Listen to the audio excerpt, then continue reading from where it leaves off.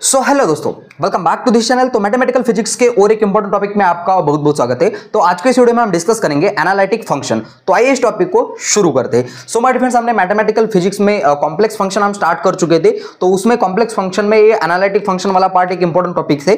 तो हमारे पास ये मैं कुछ थ्योरेटिकल पार्ट्स ये मैं लिख के रखा हूं, लेकिन आपको एग्जाम में बस एक क्वेश्चन दिया जाएगा और बोला जाएगा कि ये वाला फंक्शन जो है वो एनालिटिक है या एनालिटिक नहीं है। तो इस तरीके से आपको वो डिटरमाइन करना होता है। तो बस ये थ्योरेटिकल पार्ट्स मैंने यहां कुछ लिखा है, आप पढ़ते ही समझ जाओगे। और देखो यहां मैंने क्या लिखा है, a function is said to be analytic.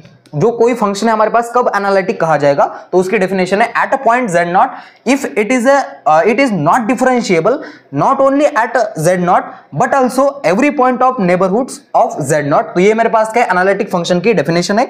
My dear friends, हमारे पास कोई फंक्शन है तो वो फंक्शन एनालिटिक है या नहीं है, तो वो कब कहलाया जाएगा, तो उसके लिए मेरे पास कुछ कंडीशंस है। तो ये तीन कंडीशन वो सेटिस्फाई करना चाहिए। तो देखो वो कंडीशन क्या क्या है। पहली कंडीशन है f of z should be single value, जो कि होता है f of z should have unique derivative with respect to z at each point of its domain d।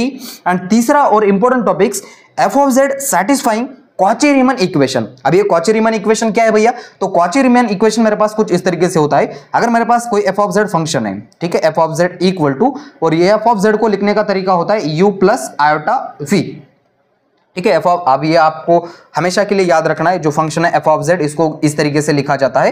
And also अब यहां से देखो माय फ्रेंड्स, ये u एंड v है। u वाला पार्ट मेरा रियल पार्ट है एंड iv वाला पार्ट जो है इमेजिनरी पार्ट है। अब इसको कॉची रीमन इक्वेशन क्या कहता है भाई, डो u upon dough x equal to dough v upon dough y। ये पहला कॉची रीमन इक्वेशन है। एंड दूसरी कंडीशन है मेरे पास डो u equal to dough v, तो एज इट इज रहेंगे, बस इसके डिनोमिनेटर थोड़े अल्टर चेंज हो जाएंगे। यहां x की जगह पे आएगा डो y एंड y की जगह पे आएगा डो x। एंड दूसरे वाले में बस हमको एक माइनस साइन लगाना होता है। तो ये मेरे पास क्या हो गए, दोनों भाई क्या हो गए, ये कॉची रीमन इक्वेशन हो गया। तो ये कॉची रीमन इक्वेशन हमको सेटिस्फाई किया तो हम बोल सकते हैं कि हमारा जो गिवन फंक्शन है वो क्या है, एनालिटिक फंक्शन है, ठीक है।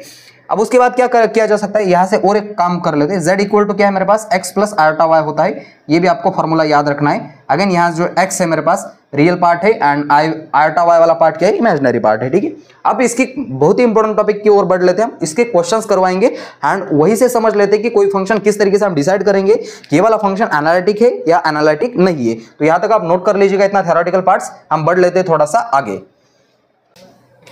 सो देखो माय फ्रेंड्स, गिवन क्वेश्चन मेरे पास कुछ इस तरीके से, क्वेश्चन नंबर 1 हम बोल सकते हैं इसको, examine the analyticity of the function f of z equal to, ये फंक्शन है मेरे पास 2xy plus iota x square minus y square. तो ये वाला फंक्शन हमारे पास एनालिटिक है या नहीं एनालिटिक है, या हमको चेक करना है। तो इसके सोल्यूशन में क्या लिखेंगे, देखो जरा। वी नो, हमको क्या पता है भैया, वी नो CR इक्वेशन क्या होता है। ये CR इक्वेशन में अभी बता चुका हूं आपको। ये CR इक्वेशन होता है dough u upon dough x equal to dough v upon dough y। And दूसरा CR इक्वेशन है dough u upon dough y equal to dough v upon dough x and यहां माइनस साइन। अच्छा है यहां तक। अब हमको ये वाला पार्ट पे अगर इसको हम कंपेयर करेंगे तो f of z equal to क्या होता है my friends, u plus iota v, जो मैं अभी आपको बता चुका हूं। अब इस वाले इक्वेशन को अगर हम कंपेयर करेंगे तो मेरे पास u एंड v की वैल्यू आ जाएगी। तो इस वाले इक्वेशन से देखो जरा, u की वैल्यू क्या है, u की वैल्यू ये पूरी वाली, तो इसको मैं लिखूंगा पूरी वाली 2xy एंड जो आयोटा, तो ये आयोटा से आयोटा हो गया एंड v वाली टर्म कौन सी हो गई, v equal to x square minus y square. तो ये मेरे पास u एंड v की वैल्यू आ गई। अब हमको इसको एक बार डिफरेंशिएट करना है x के रिस्पेक्ट में, एक बार डिफरेंशिएट करना है y के रिस्पेक्ट में एंड चेक करना है कि ये वाला इक्वेशन सेटिस्फाई करता है या नहीं करता है। सबसे पहले तो मेरे पास क्या होना जरूरी है, dough u upon dough x। तो बना दो इसको, ऐसा बना दो। तो मैंने इसको ऐसा बनाने के लिए इस वाले पार्ट को x के रिस्पेक्ट में डिफरेंशिएट करना पड़ेगा। तो ये मेरे पास आएगा डो u upon dough x equal to, इसका डिफरेंशिएशन क्या हो जाएगा विद रिस्पेक्ट टू x का डिफरेंशिएशन 1, 2y कांस्टेंट पार्ट है, रहने दो उसको। अच्छा है, अब क्या किया जा सकता है, देखो डो v अपॉन डो y चाहिए, यानी कि v वाले पार्ट को y के रिस्पेक्ट में डिफरेंशिएट करना पड़ेगा। तो ये मेरे पास आएगा डो v upon dough y equal to, इसका डिफरेंशिएशन क्या हो जाएगा, y के रिस्पेक्ट में ये वाला पार्ट तो 0 बनेगा एंड यहां से minus as it is y square का डिफरेंशिएशन हो जाएगा 2y with respect to y। तो अगर आप इन दोनों को ध्यान से देख पा रहे होगे कि ये जो है मेरे पास डो u upon dough x equal to dough v upon dough y, ऐसे सेम दिखाई दे रहा है क्या इसको, 2y है लेकिन माइनस साइन है, इसका मतलब ये दोनों इक्वल नहीं है ना। एंड दूसरी बार अगर हमको ये वाला पार्ट भी चेक करना पड़ेगा, अब यही तो ये CR इक्वेशन तो सेटिस्फाई नहीं कर रहा है, तो हम चेक कर लेते हैं ना, थोड़ी दिल को तसल्ली मिल जाएंगी यहां से चेक करने के बाद। तो अब क्या करेंगे, u को y के रिस्पेक्ट में डिफरेंशिएट करेंगे ताकि ये वाली टर्म मिलेगी। u को y के रिस्पेक्ट में जैसे ही डिफरेंशिएट करूंगा तो ये मेरे पास आएगा डो u upon dough y equal to y का differentiation with respect to y 1 हो जाएगा एंड इसका डिफरेंशिएशन 2x आ गया। सिमिलरली इसी तरीके से यहां से डो फी को x के रिस्पेक्ट में डिफरेंशिएट करूंगा ताकि ये वाला पार्ट मिल जाए, तो ये क्या आ जाएगा, अगेन 2x आ जाएगा। लेकिन फिर से एक बार ये दोनों इक्वल हो रहे, लेकिन हमको ये इक्वल नहीं चाहिए, है ना, यहाँ एक माइनस चाहिए था, तो ये मेरे पास क्या हो गया, डो u अपॉन डो y ये इक्वल हो गया, जो कि नहीं होना था, है ना, डो v upon dough x, just उल्टा हो गया इसका मतलब ये वाला गिवन जो फंक्शन है वो CR इक्वेशन को फॉलो नहीं कर रहा है। तो हम यहां से एक प्यारी लाइन लिख सकते हैं, यहां से क्या लिखेंगे my dear friends, since the given function does not satisfy CR equation, then these function are not analytic। ठीक है, तो इस तरीके से हमको इसकी क्या करनी होती है, एनालिसिटी से हमने यहां से चेक किया। तो अब और एक एग्जांपल की ओर बढ़ लेते, तो यहां तक आप नोट कर लीजिएगा, बचा हुआ काम मैं आगे कंटिन्यू कर लेता हूं।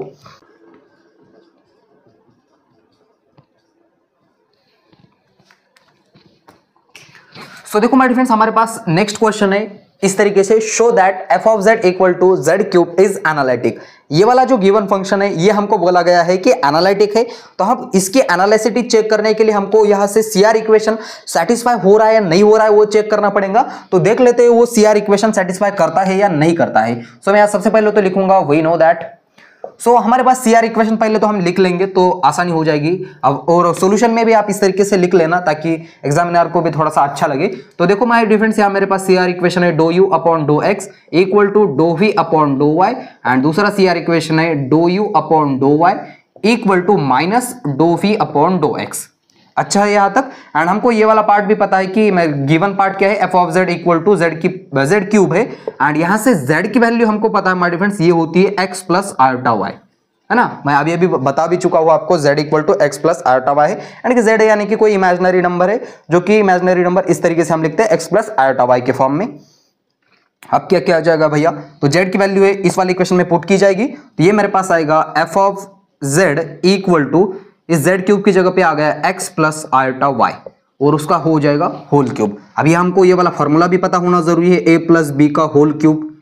क्या होता है ये वाला फॉर्मूला, तो ये होता है a cube plus b cube plus 3a square b plus 3ab square, है ना। जाना पहचाना फॉर्मूला होगा, आपको बचपन से पढ़ते आ रहे होगे, ये वाला सिंपल सा फॉर्मूला है ना। तो ये वाला फॉर्मूला यहाँ यूज करना है हमारे पास। देखो कौन सा वाला पार्ट क्या बनता है यार, f of z equal to x जो है मेरे पास x का क्यूब करना पड़ेगा, उसके बाद आयोटा y का क्यूब करना पड़ेगा, प्लस 3a का स्क्वायर यानी कि x का square, iota y as it is रहेगा b वाली टर्म, एंड अगेन प्लस करना पड़ेगा 3a यानी कि कौन सा पार्ट है x है, जो कि एज इट इज रहेगा, b का स्क्वायर करना पड़ेगा आयोटा y का स्क्वायर। अब माय फ्रेंड्स हमको ये भी पता है कि अगर मेरे पास आयोटा स्क्वायर हो जाए तो वो उसकी वैल्यू क्या होती है, -1।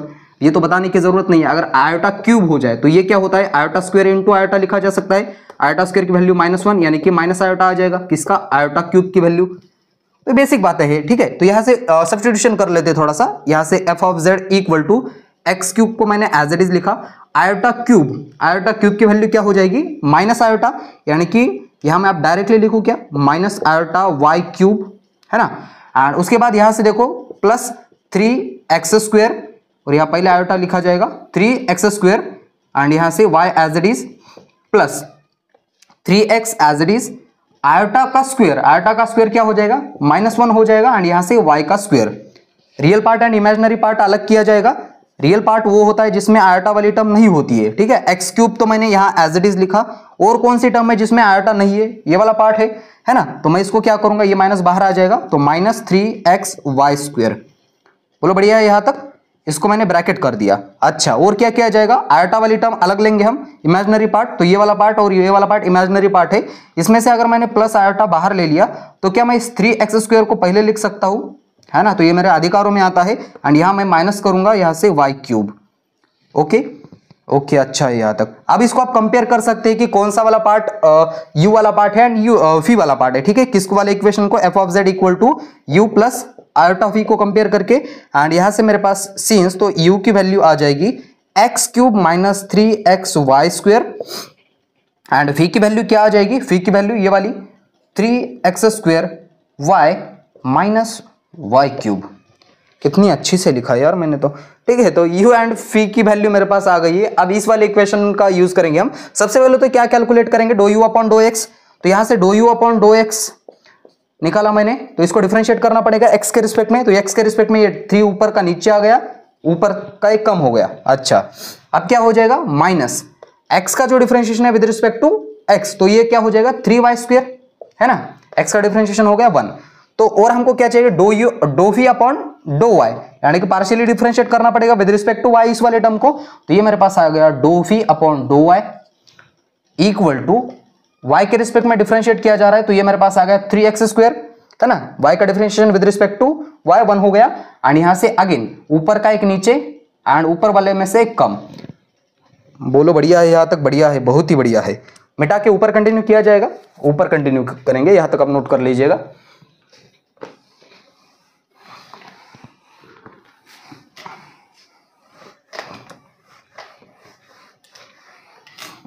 सो देखो माय फ्रेंड्स, अब इस वाले को देखकर आपके मन में कुछ हो रहा है हलचल। तो इसको देखो, ये दोनों साइड सेम है, तो क्या मैं इसको और इसको सेम लिख सकता हूं। तो क्या ∂u/∂x इक्वल टू ∂v/∂y ऐसे लिखा जाएगा इन दो इक्वेशन के अकॉर्डिंग, और इसको इक्वेशन नंबर 1 दिया जाएगा, ठीक है। अब हमको क्या करना है, फर्स्ट वाली तो कंडीशन सेटिस्फाई हो गई, बहुत ही अच्छा है। अब ये वाली कंडीशन भी हमको चेक करनी पड़ेगी कि ये सेटिस्फाई कर रही है नहीं कर रही है। तो सिमिलरली एक बार हमको ∂u/∂y चाहिए।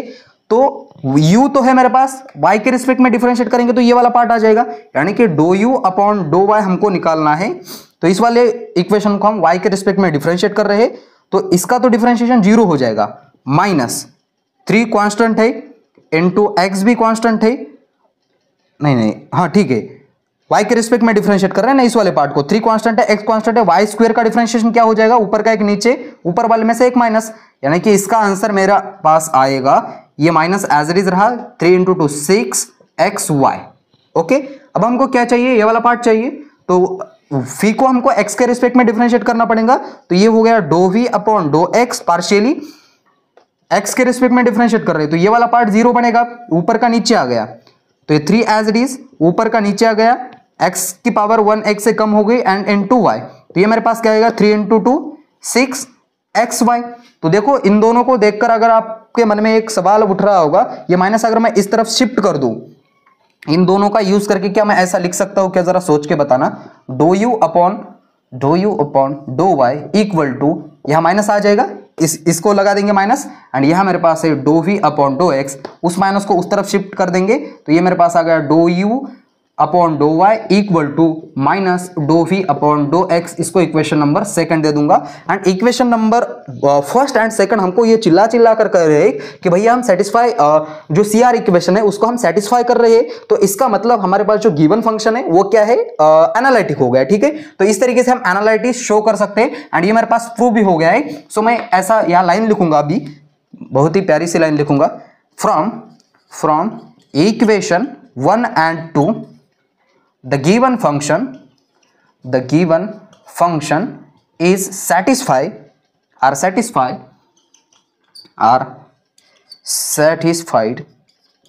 CR equation, then these function are called as a, क्या बोला जाएगा अब उसको, CM बोला जाएगा, are called as a then these function are called as a analytic, ठीक है। तो ये मेरे पास क्या हो गया, यही तो हमको प्रूफ करना था। और बढ़ लेते हैं नेक्स्ट, और 1-2 क्वेश्चन करवाते हैं प्रैक्टिस, ताकि अच्छी से, बहुत अच्छे से हो जाए। तो या तो आप नोट कर लीजिएगा, और बचा हुआ काम में आगे कंटिन्यू कर लेता हूं।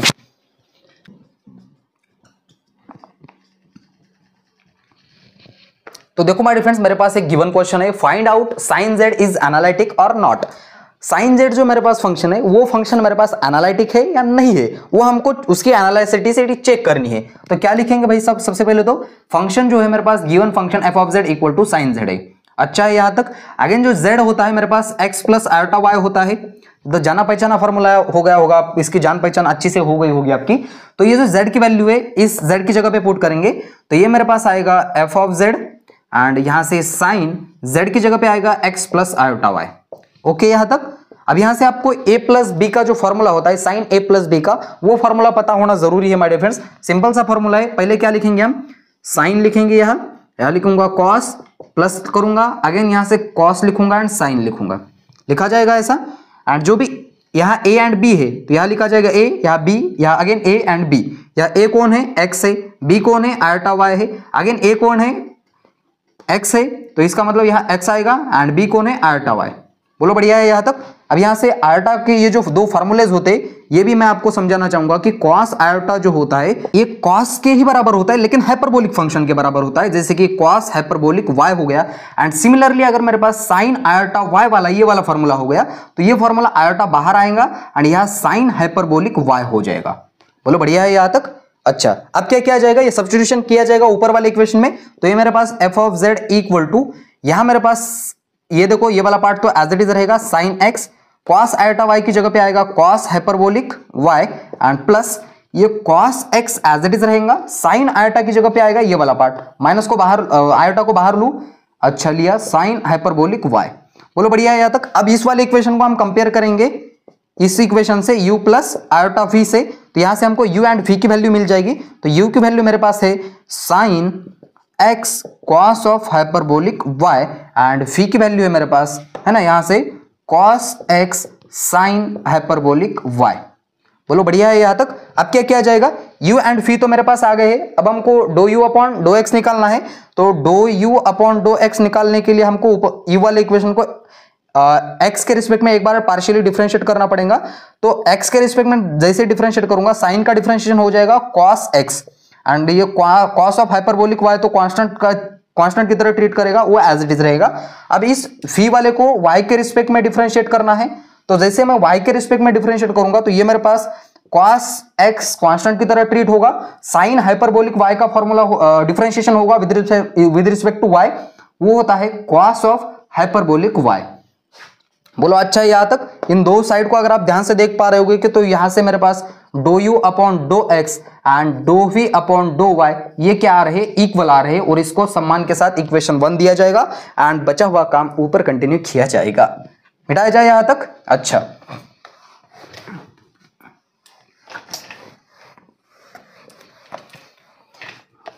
सो देखो माय फ्रेंड्स, ये मेरे पास अगेन u एंड v है, तो हमको क्या करना पड़ेगा, एक बार ये वाला पार्ट भी चेक करना पड़ेगा। Do u upon dough x ये निकालने के लिए u वाले इक्वेशन को x के रिस्पेक्ट में एक बार डिफरेंशिएट करेंगे तो ये मेरे पास साइन का डिफरेंशिएशन हो जाएगा cos x, है ना, सॉरी एक बार आप y के रिस्पेक्ट में डिफरेंशिएट करेंगे do u upon dough y।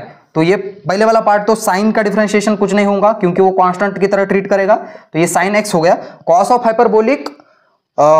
Hyperbolic y का जो डिफरेंशिएशन होता है वो साइन में कन्वर्ट हो जाता है, लेकिन उसका साइन जो होता है वो नहीं कन्वर्ट होता है, ठीक है। तो ये मेरे पास साइन हाइपरबोलिक y ही आएगा। और दूसरी बात तो हमको यहां से dough phi upon dough x निकालना पड़ेगा। फी को x के रिस्पेक्ट में एक बार डिफरेंशिएट करेंगे तो कॉस का डिफरेंशिएशन क्या हो जाएगा, माइनस साइन हो जाएगा, साइन x एंड यहाँ साइन ऑफ हाइपरबोलिक y ये कांस्टेंट की तरह ट्रीट करेगा। इन दोनों इक्वेशन को आप ध्यान से देख पा रहे होंगे तो आपको ये वाला पार्ट मिल रहा है कि यहां से मैं do u upon dough y लिखूंगा एंड ये जो माइनस साइन है इस तरफ आ जाएगा, तो ये दोनों साइड सेम है, तो यहां से with minus sine do v upon dough x कहूंगा, इसको इक्वेशन नंबर 2 दे दूंगा एंड इक्वेशन नंबर 1 एंड 2 से बोलूंगा कि ये वाला इक्वेशन CR इक्वेशन को सेटिस्फाई कर रहा है, इसका मतलब हमारे पास जो गिवन फंक्शन है वो फंक्शन एनालिटिक है, ठीक है। So now since from equation 1 and 2 we can say that the given function are satisfied CR equation, then this function are analytic, okay तो इस तरीके से आपको उसके एनालिसिटी से चेक करनी होती है। और एक करवाया जाए क्वेश्चन फॉर प्रैक्टिस पर्पस के लिए, ठीक है, तो इसको मिटाया जाए, आगे कंटिन्यू किया जाएगा।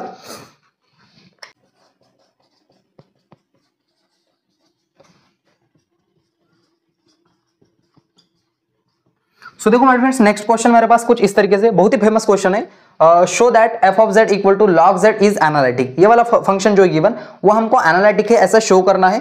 तो ये वाला शो करने के लिए हमारे पास बेसिक फॉर्मूलाज पता होना जरूरी है। सो नाउ अब यहां से देखो मैं क्या लिख लेता हूं, क्या लिखोगे भैया, लिख के आप देखो, वी नो, सबसे पहले तो यही तो बात लिखते हैं हम हमेशा। तो यहां से मैं सी आर इक्वेशन लिखना चाहूंगा, do u upon dough x equal to dough v upon dough y, and दूसरा सी आर इक्वेशन है do u upon dough y equal to minus do v upon dough x. अच्छा है यहां तक। अब क्या किया जाएगा, और एक log z का जो फॉर्मूला है मैं अच्छी तरीके से वो प्रूफ कर चुका हूं, वो आपको वीडियो ऊपर आई बटन में मिल जाएगा या उसकी लिंक डिस्क्रिप्शन बॉक्स में मिल जाएगी, वो आप जाके जरूर देख लेना। तो देखो ये जो log z का जो मेरे पास फॉर्मूला होता है माय डियर फ्रेंड्स, वो log z का फॉर्मूला होता है, वो होता है log ब्रैकेट के अंदर under root x square minus y square and यहां से प्लस आयोटा, यहां से tan inverse y by x. बोलो मंजूर है यहां तक? ये वाला फॉर्मूला याद तो रखा जा सकता है, या उसका भी प्रूफ हम करवा चुके हैं, वो आप जाके जरूर देख लेना।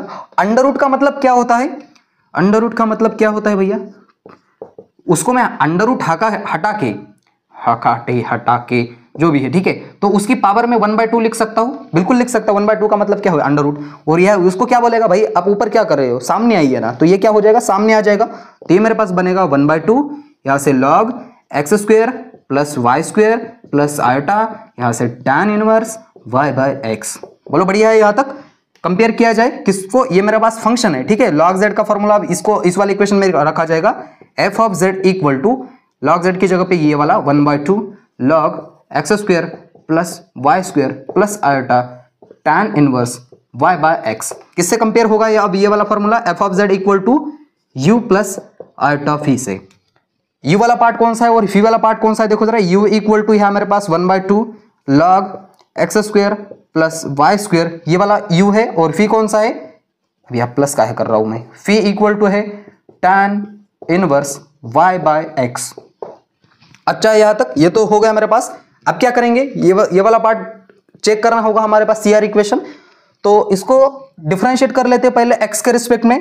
तो ये मेरे पास आएगा do u upon dough x, 1/2 constant है इनटू log x का डिफरेंशिएशन हो जाएगा 1/x, यानी कि क्या हो जाएगा x square plus y square, and again हमारे पास x का डिफरेंशिएशन जो भी यानी कि डिनोमिनेटर में आ रहा है उसका डिफरेंशिएशन करना पड़ेगा x के रिस्पेक्ट में। तो इसका डिफरेंशिएशन क्या हो जाएगा, देखो जरा, x के रिस्पेक्ट में ये वाला तो 0 बनेगा, एक्स स्क्वायर का डिफरेंशिएशन हो जाएगा 2x प्लस 0, है ना, ये वाला 0 होगा, तो ये 2 से 2 कैंसल, तो ये मेरे पास आ गया do u divided by do x equal to x divided by x square plus y square.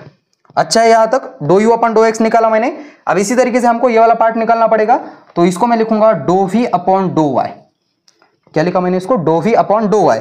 तो ये tan इनवर्स, यहां से देखो tan इनवर्स x का जो फॉर्मूला होता है मेरे पास 1/1 प्लस एक्स स्क्वायर होता है, एंड इसी तरीके से डिनोमिनेटर में जो भी है उसको 1 लिखते हैं, ठीक है। एंड अगेन क्या हो जाएगा, जो एक्स स्क्वायर है इसका डिफरेंशिएशन हो जाए एक टाइम, तो इसका डिफरेंशिएशन मेरे पास हो जाएगा 1/1 प्लस y बाय एक्स, उसका स्क्वायर कर देंगे, एंड y बाय एक्स इसका डिफरेंशिएशन करना पड़ेगा एक बार, तो किसके रिस्पेक्ट में, y के रिस्पेक्ट में कर रहे हैं, तो ये मेरे पास आएगा 1/x एज इट इज रहेगा, एंड y का जो डिफरेंशिएशन है विद रिस्पेक्ट टू 1, तो वो 1 हो जाएगा with respect to y, sorry. अब यहां से क्या किया जाएगा भैया, क्या किया जाएगा, तो यहां से देखो जरा, ये वाला पार्ट मैं ऊपर कंटिन्यू कर लेता हूं, अब यहां तक या ठीक है कर लेता हूं, ये भी यहां से do v upon dough y equal to, यहां से क्या हो जाएगा, देखो x1 तो एज इट इज रहेगा, यहां से y square upon x square इसके मल्टीप्लाई में चला जाएगा, x square plus y square, and denominator में क्या है, एक एक्स है, सॉरी एक्स स्क्वायर है, एंड अगेन यहां से क्या है 1/x, इतना ही बचा। ऊपर कंटिन्यू करूं, अब तो करने की इजाजत दो भाई, अब कहा लिखूं, मैं तो लिखूं, मिटाऊ यहां तक, ओके।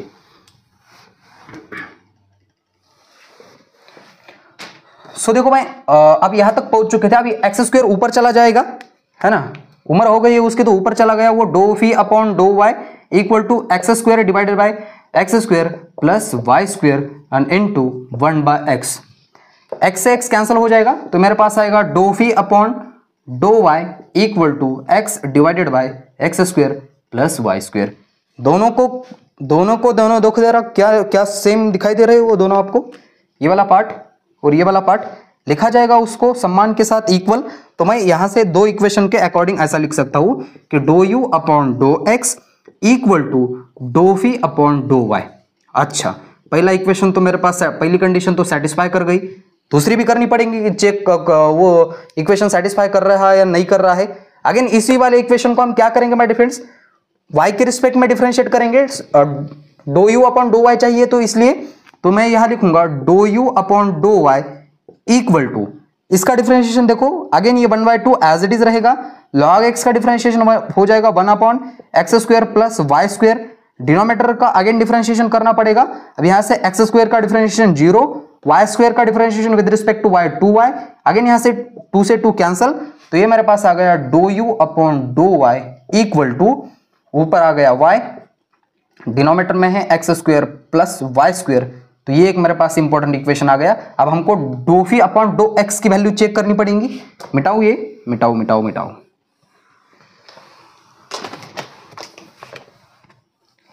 सो देखो माय फ्रेंड्स, अब हम क्या करेंगे, इस वाले का डिफरेंशिएशन करना पड़ेगा हमको do phi upon dough x के रिस्पेक्ट में, ठीक है।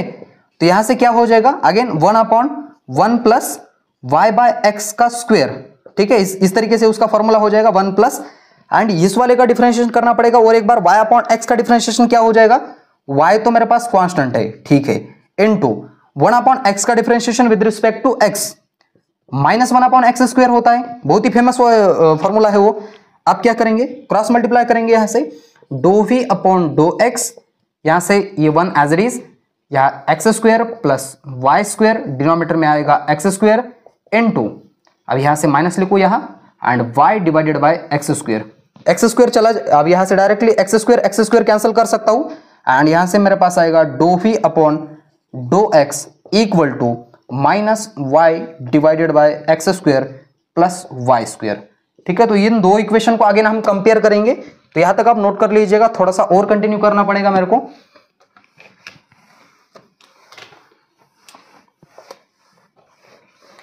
सो देखो माय फ्रेंड्स, ये दो इक्वेशन को अगर आप ध्यान से देख पा रहे हो कि ये वाला माइनस साइन मैं इस तरफ शिफ्ट करूं तो ये मेरे पास साइड क्या हो जाएगी, सेम ही आ जाएगी।